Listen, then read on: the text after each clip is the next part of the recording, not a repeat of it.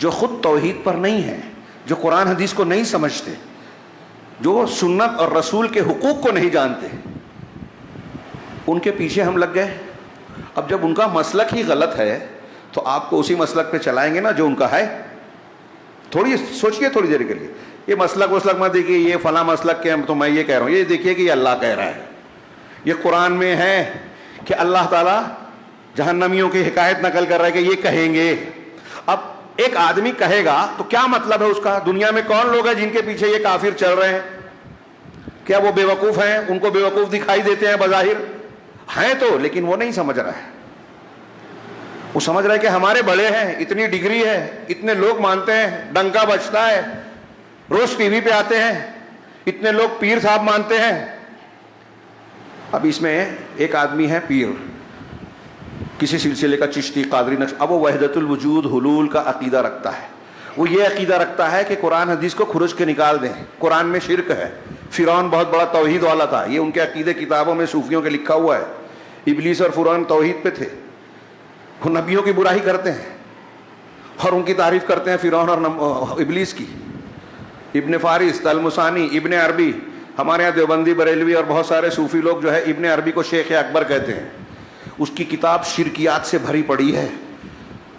امام ذہبی کا قول ہے کہ اگر ابن عربی کی کتاب میں شرک نہیں ہے، کفر نہیں ہے، تو دنیا میں شرک اور کفر ہے ہی نہیں، ایسا کہنا پڑے گا.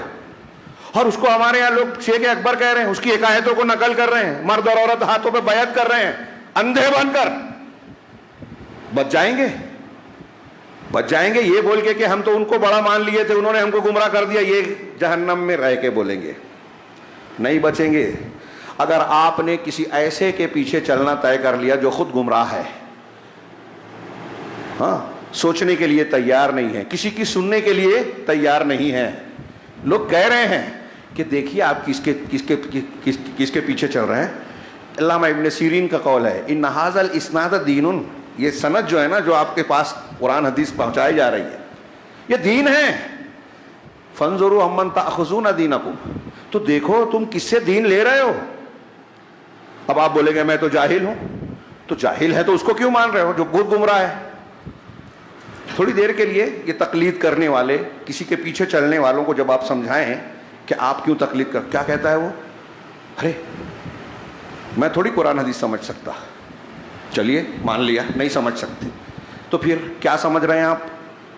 فلاں بزرگ. تو آپ کو جب قرآن حدیث نہیں معلوم، سمجھ بھی نہیں سکتے، آپ اتنے بے وقوف ہیں، ننھے منھے ہیں، عقل ہے ہی نہیں.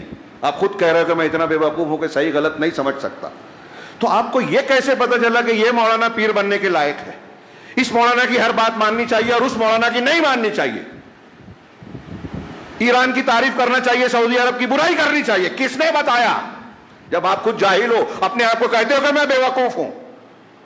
آپ کہتے ہیں کہ میں تقلید اس لیے کرتا ہوں کہ قرآن حدیث نہیں سمجھتا، اور جب کوئی رد کرتا ہے تو آپ قرآن حدیث کی دلیلوں سے ثابت کرتے ہیں کہ تقلید کرنا چاہیے، یعنی جاہل رہنا چاہیے، اس کی دلیل دیتے ہیں. اس میں آپ عالم ہیں. اپنے مسلک کو ثابت کرنے کے لیے جو غلط ہے عالم بن جاتے ہیں. کتنا تضاد ہے. کون سی بات کو مانا جائے؟ تو کیا یہ صحیح ہے؟ تھوڑی دیر کے لیے اس سوال پر غور کیجئے گا گھر جانے کے بعد بھی، کہ ہم اور آپ جو کہتے ہیں کہ ہم کو نہیں سمجھتا، تو چلیے ٹھیک ہے مان لیا نہیں سمجھتا، تو آپ جس کے پیچھے چل رہے ہیں، جس کو اپنا بڑا مان رہے ہیں، وہ بڑا ہونے کے لائق ہے یہ آپ کو کیسے پتا؟ میرا سوال یہ ہے. اس کی تقلید کرنی چاہیے یہ آپ کو کیسے سمجھا؟ آپ تو جاہل ہیں، تو کیسے معلوم؟ اور اگر یہ معلوم کرنے کا ذریعہ آپ کے پاس ہے تو یہ معلوم کرنے کا ذریعہ کیوں نہیں ہے کہ کوئی عالم، صحیح عالم کون سا ہے، قرآن حدیث والا، تقوی والا کون ہے، صحیح دین کو بتانے والا کون ہے؟ کس بنیاد پہ پرکھیں کہ یہ صحیح اور یہ غلط ہے؟ اگر آپ ایک غلط کو صحیح مان سکتے ہیں تو صحیح کو صحیح کیوں نہیں سمجھ سکتے؟ نہیں بچیں گے. یہ عذر نہیں ہے، یہ ڈھونگا جھوٹ ہے.